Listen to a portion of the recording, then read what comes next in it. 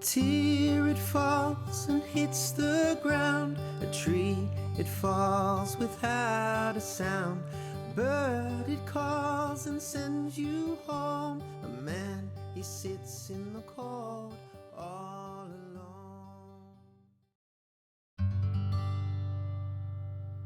Hi, Jennifer. Welcome. And please tell us a bit about yourself and what you do.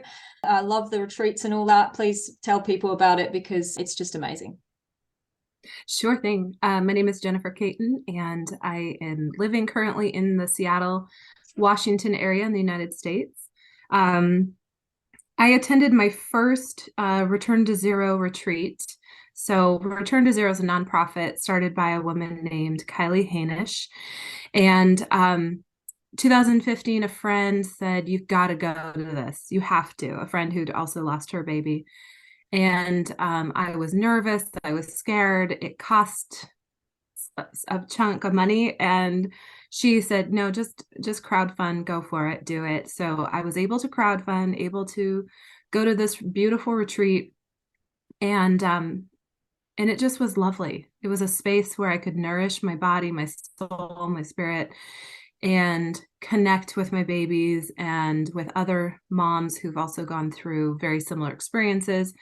And a couple years later, Kylie asked me to lead a retreat in at the same location with her for attendees and participants. So was able to do that. And then when the pandemic hit,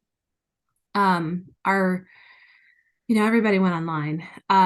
But the support groups, the virtual support groups began with Return to Zero. So since the pandemic hit in late 2019, we actually started the group. So then by spring of 2020, we're in the full swing of leading support groups online, virtually and so anybody can join from wherever they are in the world.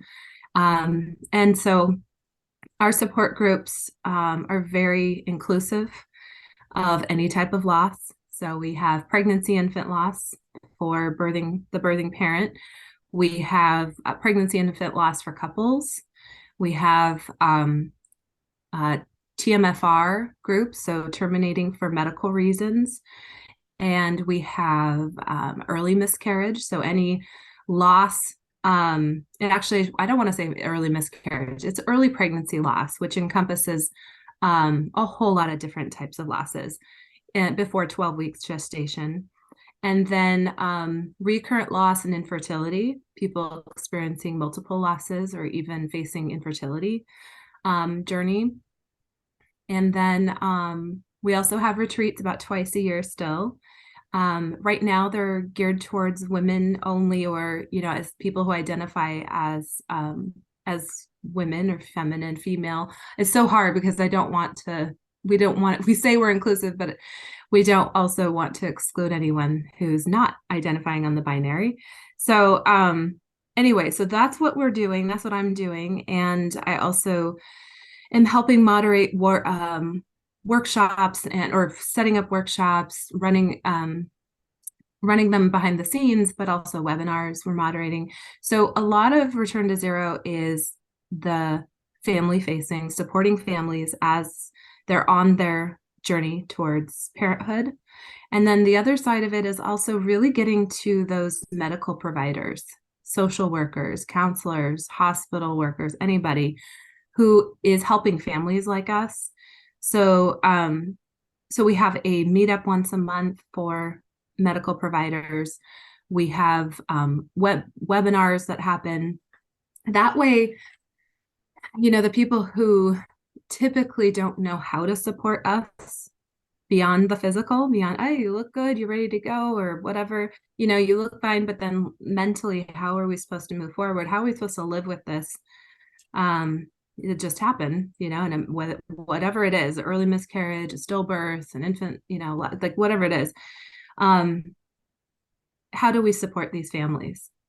What's a holistic type of support going forward? And so what we find in our groups is it's pure support. People come in, they share their stories, they find out they're not alone. They get to share their story and find out I'm also feeling and thinking all these things, as well as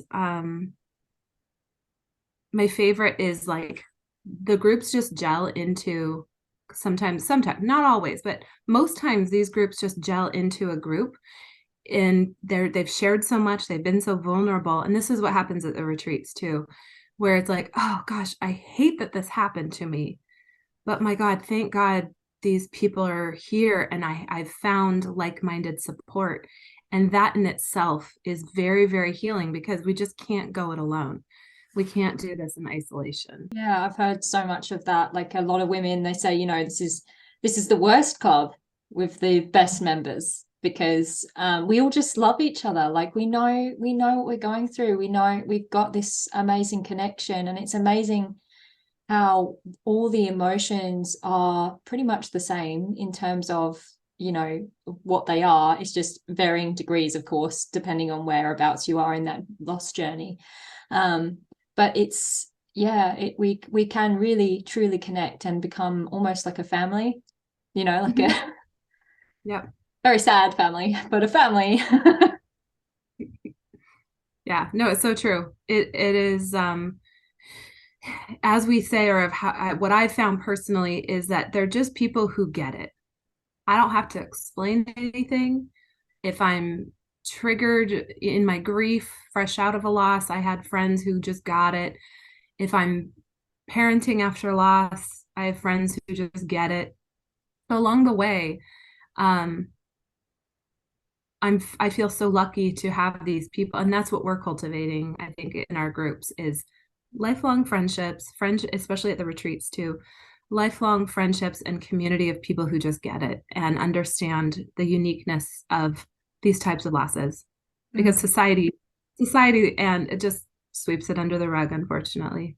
Yeah, I've been hearing a lot of like people saying chemical losses and things like this, like chemical pregnancy. I'm just like, stop doing that. It's a pregnancy loss. Just call it I what know it the is. labels, yeah, the labels are what they are, but emotionally, and that's the thing, what we go through physically can be defined, it can be explained away medically, but emotionally is a totally different story. And yeah, holistic healing from a trauma-informed space really embodies all of those. Our mind, our body, and our spirit need attention, love, compassion, care, need to be witnessed. That's another part of the groups where people share their stories and they get witnessed. And some of them are sharing their story for the very first time, possibly weeks out from a loss, and they're being witnessed, which the power of that is in a non-judgmental, contained space. They're being held, heard, seen, validated. These are things that I wish the medical community could do for us further. But thank God there's spaces that do exist. We need more of them. But yeah, we all in this life, no matter what we go through, need validation. We need love. We want to feel seen. Yeah, and I mean, you guys are doing that. You guys are creating that, and that's just so amazing. And so many women, I'm sure, listening right now would really can really kind of connect with that and probably want to go on one of these retreats. I know not everyone can, because money and raising money can sometimes be a bit of a hard thing to do. So but I mean, every time you've sort of told me about it, because we've spoken before, and I've also looked at the Instagram as well, and I'm always like, oh, I want to go on one. I wish I could go on one. But I am in Australia, so I know you had one here before, so maybe. I think the first one was there in 15. March of 15, I think it was. So the thing about the fundraising is I am a privileged woman, born, I had people around me who were like quietly waiting in the wings. I really love Jen, but I don't know what to do. I don't know what to say. I don't know how to support her. And that's where the money came from, to go to retreat. Aww. Not everybody has support like that. And we do offer scholarships, and often alumni groups will send people to the retreats, but we don't want to turn anyone away, especially for support groups. There is a charge, but we also have, you can reach out and, if you can't afford, or not can't afford, but if it's just too pricey for where you're at in life, just reach out to us. We don't want to turn anyone away for support groups. But I was surprised when I went to go fundraise for my retreat. People are like, oh my gosh, here you go. Here's some money.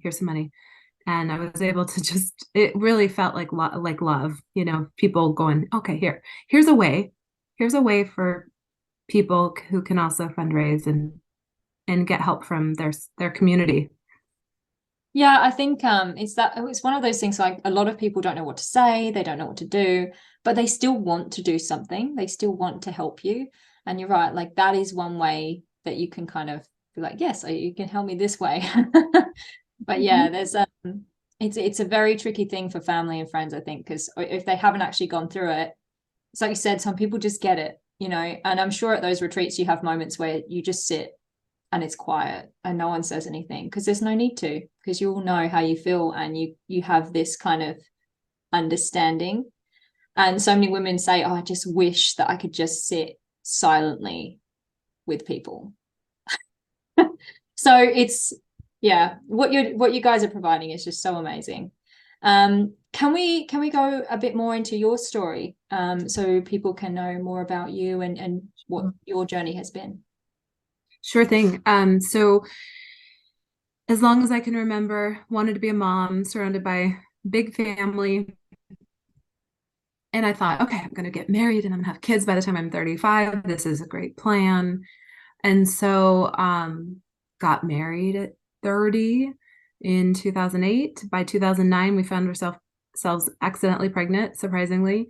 And I had fertilized 2 sacs and started bleeding, and it ended in an early miscarriage, unfortunately. I had flown up from Los Angeles, where we were living, to Seattle to share the good news with my parents, and started to bleed that weekend. And I didn't know back then that bleeding can be a normal part of pregnancy. Like, I had no clue. And so the midwife was like, well, this could be nothing. You could be having twins. There could be one blighted ovum, could be a full miscarriage. We don't know. And it unfortunately ended in a full miscarriage, which was very, very sad, devastating for us. And yet it told us and made us feel like, hey, I think we're ready to be parents, because we weren't actively trying to be parents, but we got pregnant. And so 2010 rolled around, and found ourselves pregnant March of 2010. And it was a full, beautiful pregnancy. I had really good care. And in the 41st week, on Wednesday, so this is like the middle of the 41st week, had a non-stress test, and I had a boy, James, we named him, and he was doing great. And the doctor said, okay, we should induce you on Friday. And I said, oh, wait a minute. I really don't want to push this. I was late. I was a week late. My husband was a week late. Maybe we can get, labor going naturally and see what happens. And sure enough, came on the next day. I started to labor. And I labored at home, as the hospital told me to do, until I got to 411, 511, just getting my contractions close together.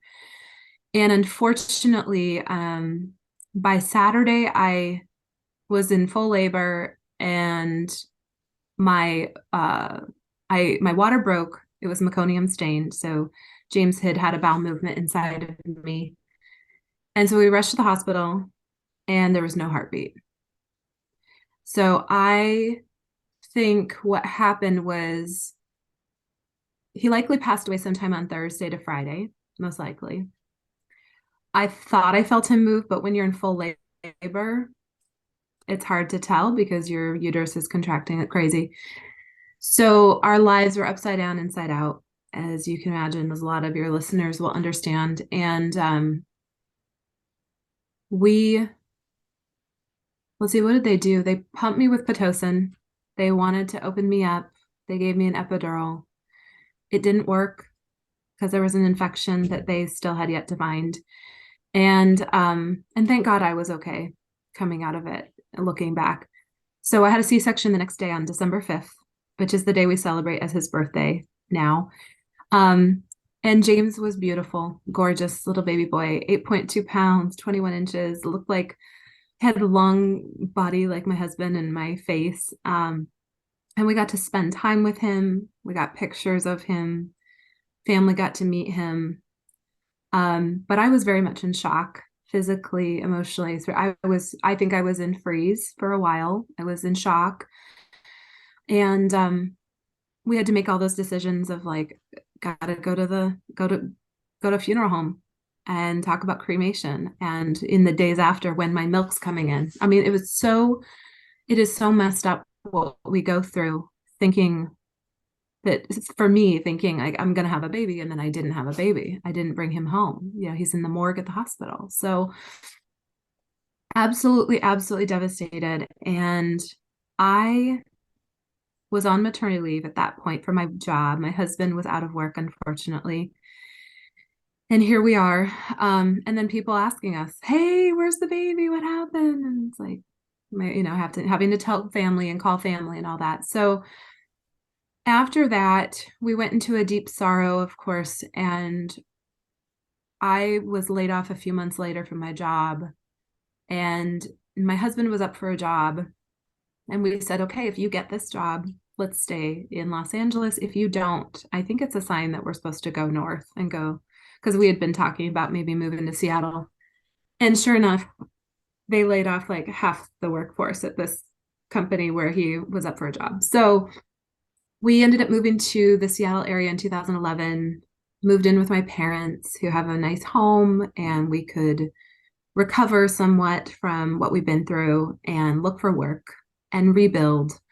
And we did. And it was the best choice we ever could have made, because we had instant support. We had nature abundantly around us, which was very healing. And we waited to try again until we were really in a better headspace. And so 2013 rolled around, and I had a new doctor and got pregnant. And unfortunately, I went in for an ultrasound at 16 weeks, no heartbeat. Just all of a sudden, no heartbeat. So here I am, an early loss, a stillbirth, and now a second trimester loss, and going into an abortion clinic to have a D&E. And it was the most humane experience, actually, going into that clinic. I loved it. They were incredible, and I didn't have to feel a thing, hear a thing.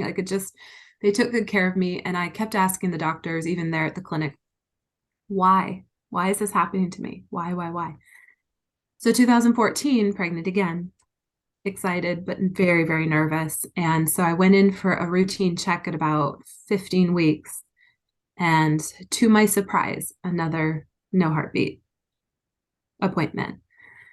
And this was with a new doctor, a new hospital. This was with University of Washington, in very, very good hospital, fetal maternal medicine. I had been pushing for extra testing. I mean, I just was pushing for answers forever. And again, they tested the fetus. They tested me, MRI, everything, and nothing. They said, you're good to go. You're good to try again. I went, are you kidding me? So that is when we really spun out around that time in 2014. I was livid. I said, get me off this train. I am going to go through different doorways. I'm going to find answers. I don't want to be 80 and regret that I didn't look under every rock and try to find, there's got to be answers out there. That was just who I was. I think it was a little bit of desperation mixed with anxiety, mixed with trauma. It was all of it together. And my husband, I think he started smoking again. I mean, it was like all these, oh yeah, I want to be honest about it, right? Because this affects relationships. It affects the relationships with ourselves, with each other. Our relationship, our marriage took a spin. And my analogy of that time of my life is I was driving the speedboat to try and find answers in our life of how do we have a family? Why is this happening to me? And I got the okay from my husband to drive the boat and to go through these doorways. And he's in the back looking at the bills coming in and going, what? Why are you doing this? What's happening? Why is this going? Why are you doing this? Why are you going through these doorways? I mean, it was just so chaotic, right? We just were angry and upset that all of this had been happening to us.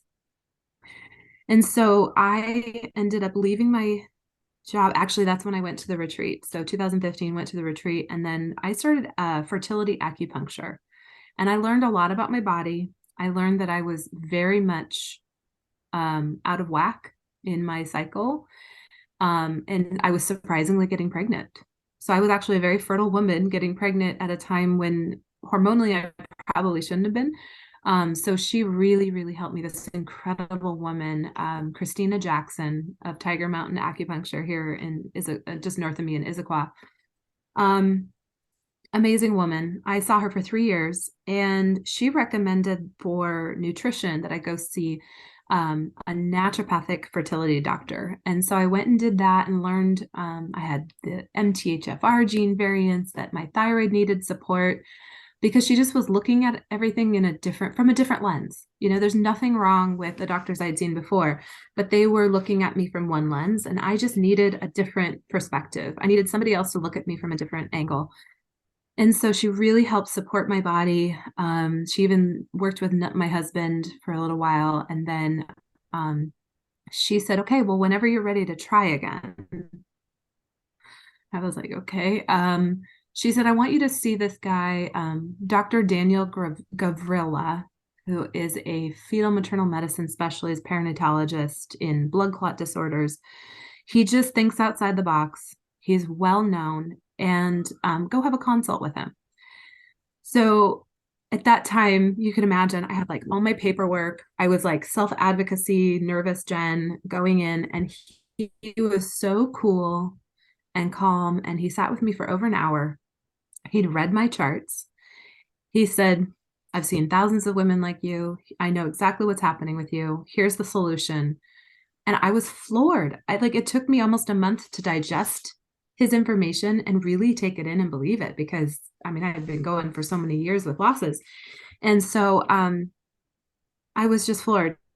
So 10 months later, and I apologize for this long story, but 10 months later, I was really frustrated that we were not pregnant again. And at this point, I'm 38. Yeah, I was 38. And talked to my acupuncturist about it. She kind of helped me shift some things. I also went through a letting go. I really was grieving the loss of my hope of having biological kids. And that was a doorway I needed to go through, because I just was holding on too tight not for years, but just for that time period. So I went on a trip to Austin, Texas at the end of October. My period was supposed to come, and I went on this trip to Austin, and I went to a sculpture garden for yoga on the morning of the wedding.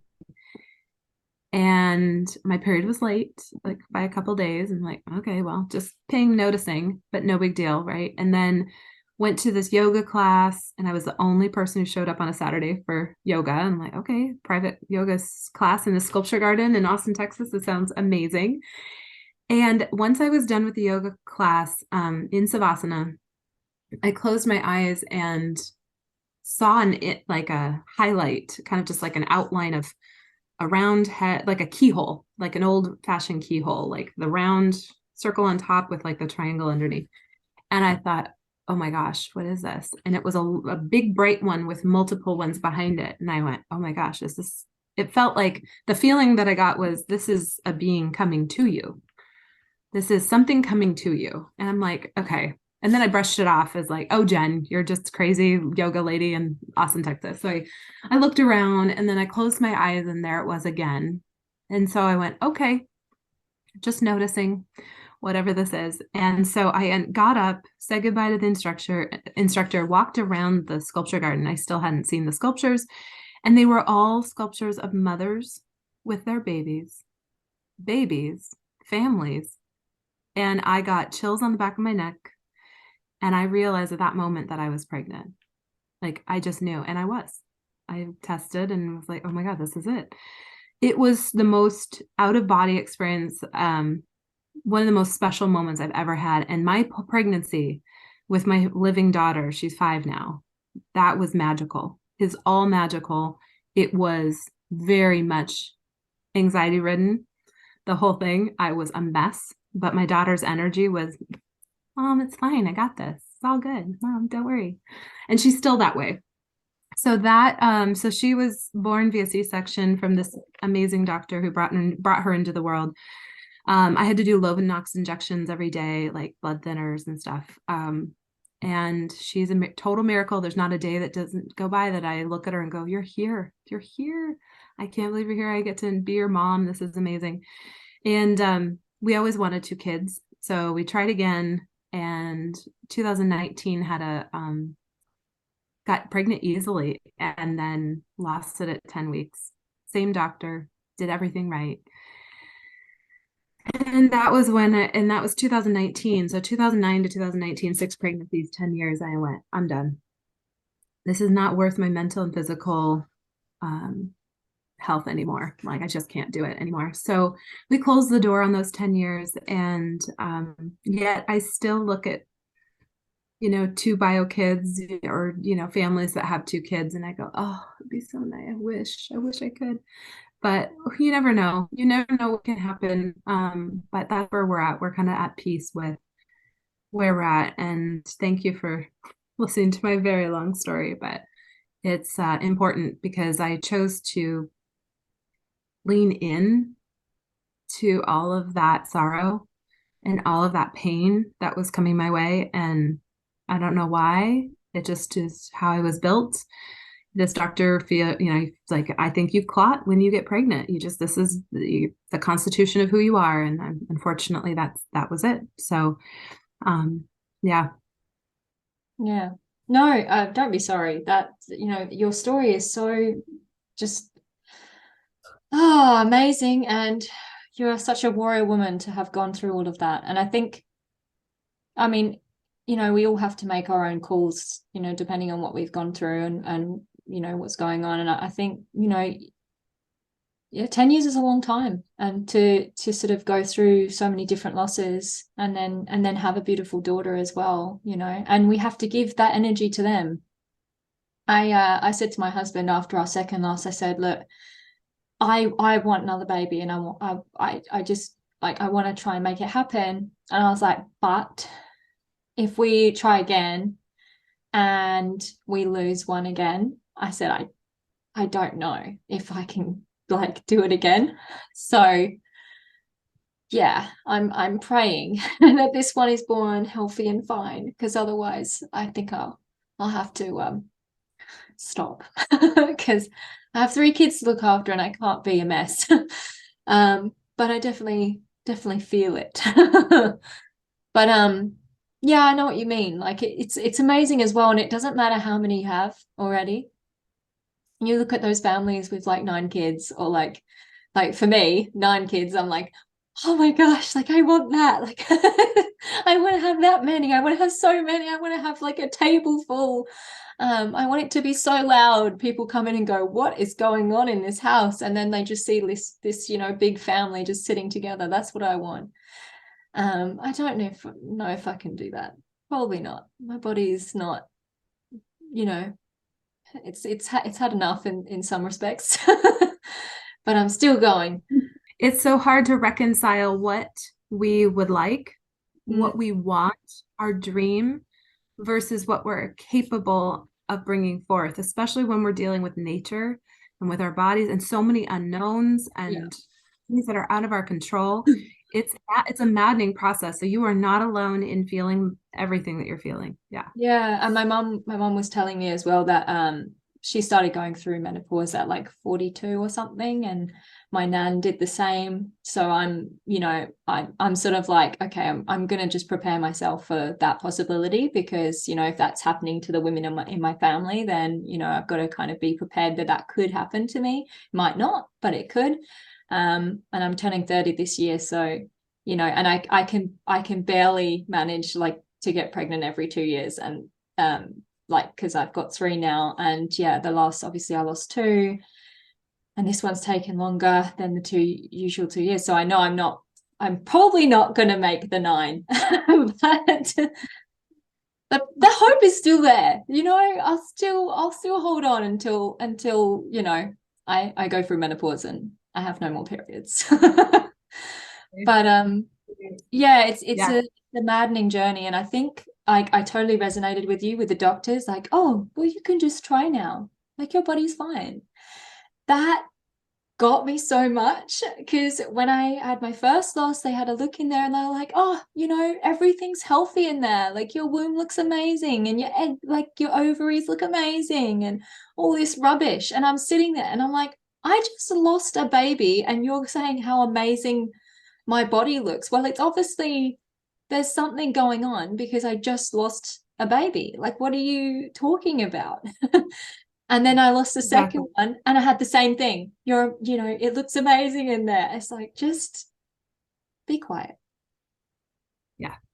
Well, and exactly. And a lot of medical professionals do not know who they're talking to, what we've been through, what our needs are. The fact that, every single time I went into an appointment, I needed to hear the heartbeat first. I don't need to be asked, how many kids do you have? I don't need to be asked certain questions. I mean, and then all of a sudden, I really it almost felt like a punishment to have to advocate for myself and tell medical professionals how to treat me. That on top of the grief, on top of the anxiety, it was just too much for me, for my personality and who I am. But that is what's required, unfortunately, in loss of, navigating the medical world, especially after loss. It's just rough. It's really so true. And, I think this is what happens to many women, not just women who have gone through loss, but also women who have gotten sick. And you have to be your own advocate for your own health, because, to be honest, no one cares about your health as much as you do, as much as your partner does, because they don't really know you that well. Like, you may have the same doctor for many years, but they're still not going to care for you as much as you're going to advocate for yourself. And I think as well, and because they hello because they have so many different patients, I think there's almost like a detachment kind of thing where they just don't individualize enough the treatment. But yeah, I've had the same thing. I had to tell my doctor this time. I was like, well, I want an early ultrasound. I want to test for whatever we can test for. I know I haven't had 3 losses, so it's not enough to test for certain things, but can we just test for as much as we can? Thanks. And that I don't understand, having had 4 losses before they even did further testing. Like, yes, they were doing a bunch of testing, but it still wasn't enough. And still it took me going to a doc who does 16 additional tests on top of what the Board of Obstetrics in America tests for. Yeah. So why is it that women need to suffer through 3 losses, mentally, physically, emotionally, suffering before finding possible answers? That to me is cruel and unusual punishment. Yeah, I totally agree. And it's one of those things where, like, the first loss, it was like, okay, that could be a fluke.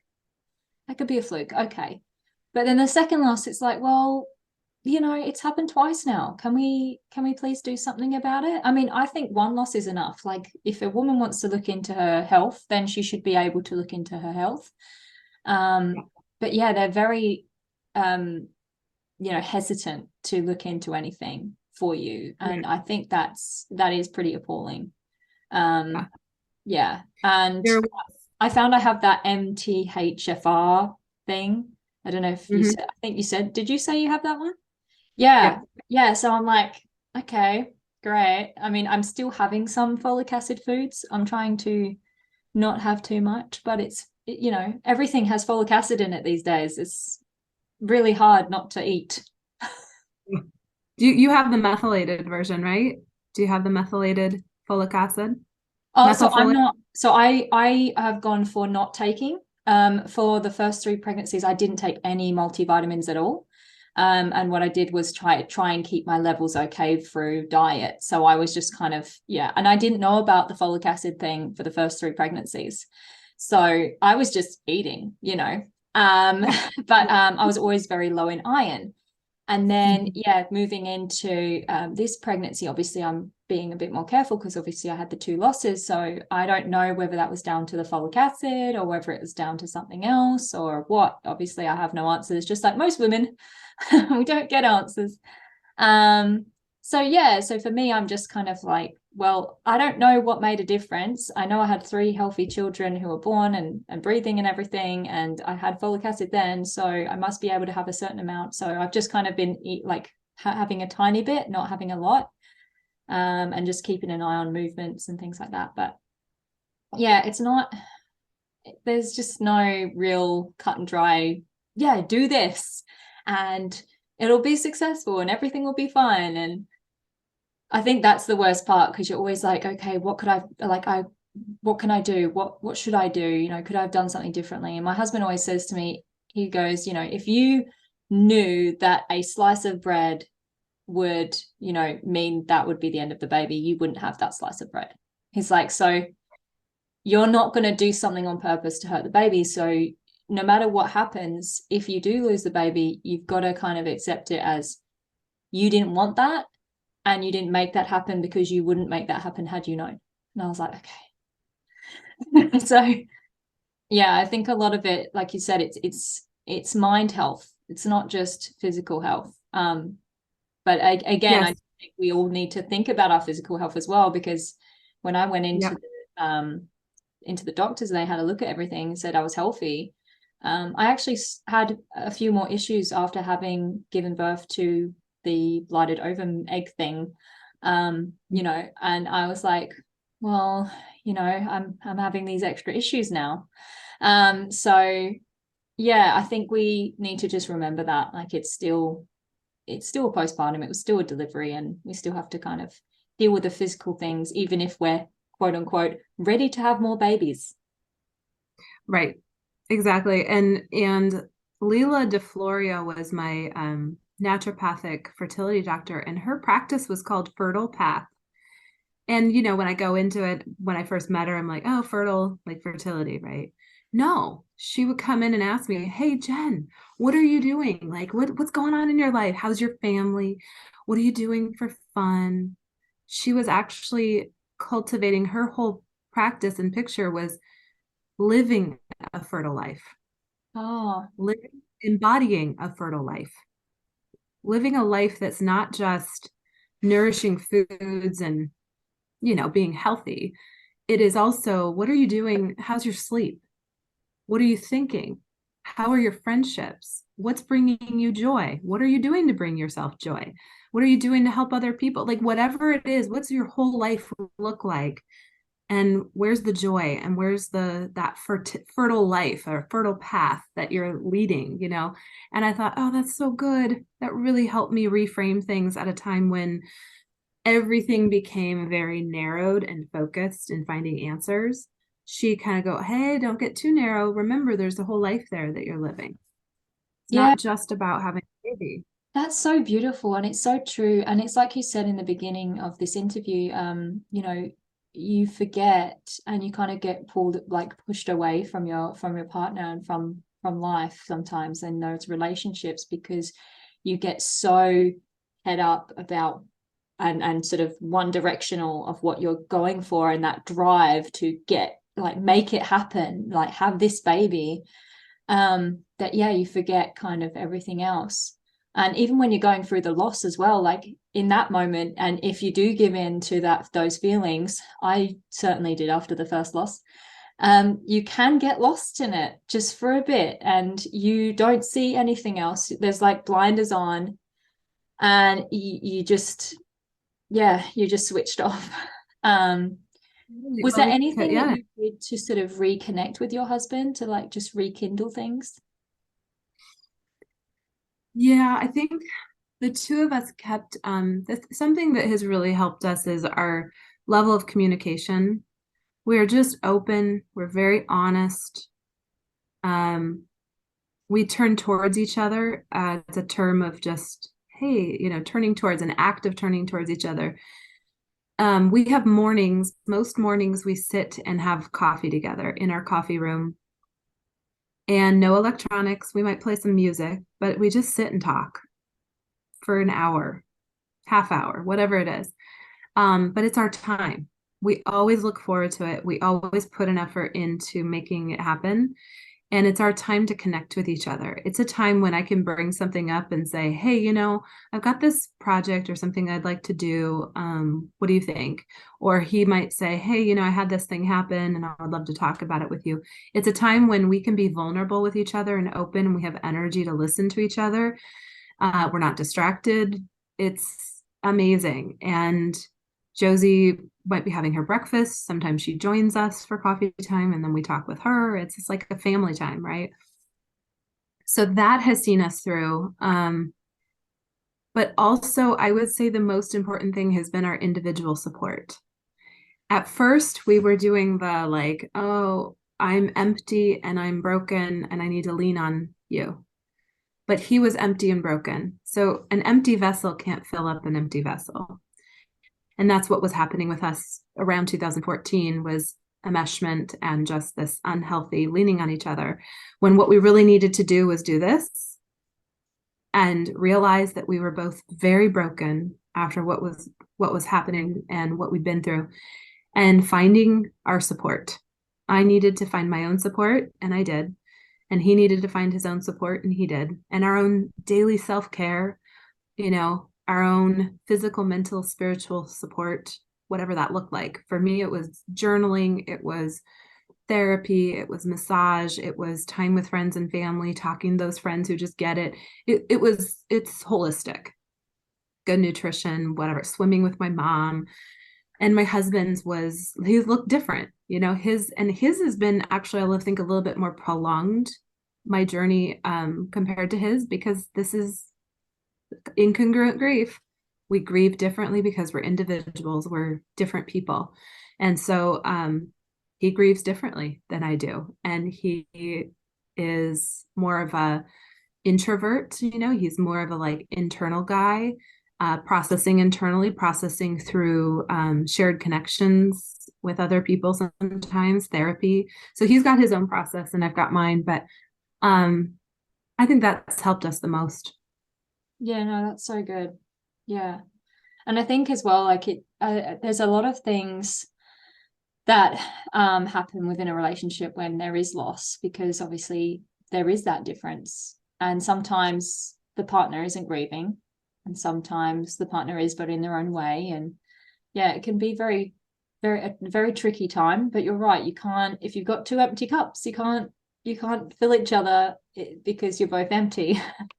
I will add that the gestational carrier gets a lot of the attention from the loss, and the non-gestational carrier, like my husband, they're more left in the dust. Like, it happened to them too, but society says, oh, but yes, but she carried the pregnancy, or she carried the baby, and so we really need to make sure she's okay. And there's just a little bit more attention, and so they get and they're more of our support immediately. I feel like the partners didn't carry the baby and they become our support, but when do they get support? When do they get to be seen and heard and validated? And because they deserve just as much support as we do, and that can be tricky. So I think it's important to ask, even just ask that simple question: how are you doing with your grief? And listen non-judgmentally. That's hard to do.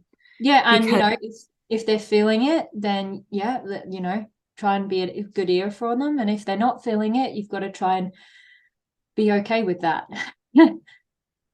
It's hard. Like, if you're feeling a lot of emotions and they're not feeling it, so much, then you're like, well, why aren't you feeling it? Why aren't you grieving? Why aren't you going through this? And I think it's just important that we kind of take those breaths and understand that, we do all grieve differently and we do experience differently. And if he's not experiencing that, then that's okay. And trying not to judge how another person is grieving. They are just going to grieve. It's going to look different for them. Exactly. Yeah. Well, we have got a few men speaking on the event. I'm hoping to get a few more. So we will have a whole section that just has sort of men's testimonies and sort of what they've been through and that. So it's going to hopefully help a lot of women and men, because I feel like even we need to hear more of their stories as well, because just kind of solidifies it for us as well that, you know, they're going through this too. And even if it's a case of they're not feeling it, but they're going through what you're going through because they're experiencing you as their partner, as their wife, going through this whole time, and they, you know, they love you, they don't want to see you suffer, and you're suffering, and they don't know what to do most of the time because, yeah, they're not you, and they don't know what it's like to have gone through what you've gone through. Again, you have the I was saying to a few ladies, we have the placement of the baby because we had it inside of us. So if they have the placement of, like, if it's been a stillborn or something like that and they've actually held the baby, then they have that placement. But if they haven't had that, they don't have the same connection, the same placement as we do. So we actually have to deal with that because our brain knows exactly where that baby was, because it had all the emotions, all the physical, everything, and that's included in a chemical pregnancy. So really don't like that term, but yeah. And we have our baby's cells flooding through our system all the time, which is such a beautiful science. And when I heard that, I was like, oh my gosh, my son who is stillborn, who I'm like, he's not here anymore, but his cells are inside of me. And when I get sick, they rush to help me. And nature is beautiful that way, where I can kind of take some comfort in knowing that my baby's cells are living on inside of me. Yeah, and they're never fully gone. And I think it's a thing of, as well, like, it really helps with grief when you have a placement for the baby. I've been speaking to a lot of ladies, and, you know, and for me, the baby's in heaven. The babies are in heaven. So that's what brings me comfort.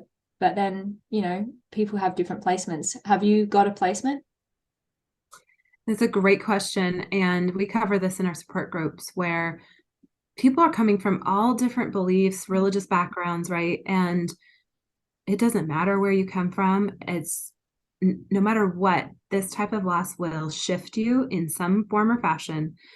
For me personally, I was born and raised in congregational Christian faith and very progressive Christian faith. And I was not really practicing at the time of being pregnant, like when we lost James. However, I got so angry at God, higher power. I was like, how dare you? Why? Because it kicks up all the questions. Why is this happening to me? What have I done to deserve this? And we're trying to find answers, right? We're trying to make sense. Our brains are just thrive on logic.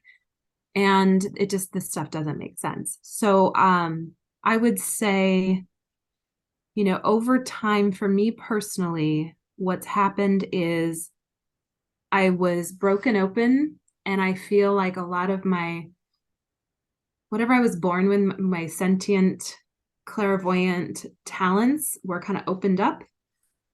And I started to feel James's presence. I started to feel and hear him. And then I would brush it off, like, he's dead, he's gone. And I went to a medium reading that was gifted to us by some friends in Los Angeles. And he's a very well-renowned medium. His name is Tim Braun, and he worked with Mother Teresa in India, and she's the one that said, this is your gift, Tim, and you need to give it to the world. So he's very well researched and trained and legit. That's very important to me in my mind for that type of reading. And my grandmother, my mom's mom, came through with details that no one could know other than me and my grandmother and my mom. And so he said, yeah, she's bringing through a baby, putting it on your lap. And that was the beginning of something that kind of blew my mind. And this was a grandmother who had 6 children and 13 grandchildren. And then I read Spirit Babies, and I read Growing Up in Heaven by James von Praagh. And I started to think, what what if there's things I don't know? What if my son has gone on the other side, or wherever this is, heaven, whatever we want to call it. And so I've had probably 6 or 7 readings over the years. I've gotten to know his personality. I was told by the medium, oh, he says that you guys talk, but mommy doesn't think it's real. I mean, the medium said that to me. I'm like, oh, okay, yeah, that's true. And then from that point on, I just started to trust it more rather than deny it. And I think it's brought me nothing but peace and comfort. So even if it's not true, who cares? It's bringing me peace. It's giving me something to hold on to that feels really good and feels peaceful. Yeah. And it doesn't feel made up. It feels like it's somewhere else. And so that's kind of where I'm at. But I also absolutely honor and do not judge, and am fascinated and love whatever people believe. We've got people of Jewish faith who think very differently and just don't look at it that way. But it doesn't matter. It's like, it doesn't matter what you believe. What we say at Return to Zero, it's like, it doesn't matter what you believe, as long as it brings you comfort. And there's I also say, through placement and talking about James, I really feel and think about James more than the other babies. And I want to honor that the depth of attachment is really what grief looks like. The love, the time that we spent with our pregnancy is what reflects the type of love and the depth of attachment. It's not like my early pregnancy losses have grief. They're devastating, but I don't think about him as often because I really got to know James. In 9 months, I got to know him, what foods he liked, music. He loved music. He danced to music. He loved his father's voice. Moving in my body, there was just more of a depth there. And so, but I do want to honor that even early miscarriages are still beautiful and amazing and full of grief and full of love as well. And that placement is what we found really helps us. It's not like the love is gone. It's going to live on forever. Like I'm 12 years out and I'm still can't believe how much love I have for my babies. And especially I'm like, God, this is profound. 9-month cycle on earth. And I'm still like loving him as much as ever. And so other things that I do are other people do, like candles with or candle holders with names on it, pictures around the house, jewelry, tattoos, birth flowers, like birth month flowers, like framed pictures up on the wall, that kind of stuff. So whatever it is that you do, it really helps us with the placement, continuing the bond, because only us, the moms and the families going through this, know what it's like to continue that on, because it's people who haven't been through it don't get it. They think, oh, it was just a pregnancy, it wasn't really there, so move on and go forward, especially employers and companies and whatnot. But yeah. It's important that we're talking about. Yeah, no, I've had aren't you over it yet? It's like, no, that doesn't happen. You still love them. You're still sad. Yeah. But you can feel joy and be sad, and it's fine. Exactly. Yeah. Am I weird? Like, that's some of the stuff we go through in our support groups, of realizing people go, oh, so what I'm feeling is to be expected with a loss like this. Like, oh, feeling every single emotion possible at the same time. Yeah. Oh, okay. That's a part of things. It's like, it's just so wonderful to feel that you're not alone in what you're experiencing in life, no matter what it is. That's very powerful, as we mentioned earlier. So yeah, it's almost like there becomes like this normal, like, no, this is normal for what you've been through. This is normal, and that's okay. It's not normal like people who haven't gone through this, but it's normal as in what we've been through normal. And that you're just like, oh, I feel normal now. Like, even though you're not who you were. Feeling seen, feeling understood. Yeah. Yeah, Feeling this like, oh, sense this is of kind of, to be expected. yeah. I was gonna say new normal, but I kind of don't want to say that. It's all that No, stuff. and Yeah. yeah. And the word normal these days can have such a trigger. So we Yeah. really have we've moved away from it, and we're trying to, just get down to the core of the essence of what this is rather than using the word normal. It's like, okay, yeah, this is to be expected, what you've gone through. Because really what's happened, any sudden loss, even if it's a TMFR where there was a diagnosis and you either terminated the pregnancy or you went full term and lost the baby, there's traumatic grief at play. So you've gone through a trauma and there's a loss, and our nervous systems are trying to complete the cycle of the trauma. And so in that's the space we're coming from at Return to Zero, is what is that, and how do we do this? How do we move through life? How do I go back to work feeling like this? How do I navigate relationships? What about my mental health? I mean, we really from going in deep into it. What is grief? What is all of this? I mean, it's so important that we talk about what it truly is that's happening to us. Yeah. Yeah, and remembering as well, time does heal in a sense as well, but it doesn't necessarily heal to the point where you want it to. So you kind of do need to kind of address when you can and when you feel like you can handle stuff, because otherwise it will come and bite you on the butt. Yeah, grief unfortunately requires participation. And even if you don't want to. Yes, I had tantrums all the time. I would have a mental emotional tantrum, and I'd be in my email typing to a girlfriend, I can't believe that, like whatever happened that day, and they would respond with the most loving, like, oh yeah, that sucks, Yeah, kind of a response. And I'm like, all right, see, this is to be expected. But that's where surrender moved in for me, was grief knocking me over, over and over again and again. And I had basically started to say, okay, what? And turn towards it, lean into it, work with it. So I started to journal more, started to talk more. I started to feel it, regurgitate the emotions, the feelings, let it change me, if that makes sense, let it transform me. And eventually those waves, the space between the waves got longer and bigger. So weeks would go by before I got knocked down again. I mean, at the beginning, the waves for me were once a week. Yeah, get knocked down. And then I'm like, oh, look, I'm starting to feel better. I think I'm coming out of it. Oh, forget it. And feeling better. And then get knocked out.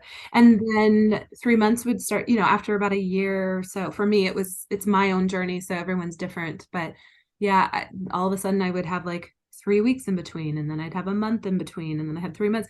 And then if you have 3 or 4 months in between the grief, you're like, oh, wait, what is this? What's happening to me again? Oh, yeah, this is grief. Oh, yes. Hello, old friend. I hate you. I love it. Well, Ella, thank you so much for this conversation.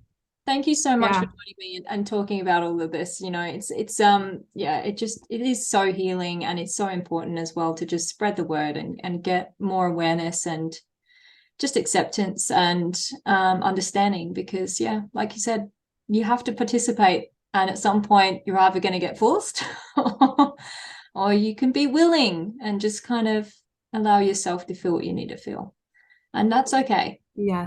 And if you want to avoid it, okay. that's okay too. But there's help if you want it. Yeah. Yes. And I'll remind people that isolation just makes it worse. So if there's any way that you can find at least 1 or 2 people who really love you and can hold that space for you, whether it's someone you pay to do that or not, doesn't matter. But don't go it alone, because you're not alone.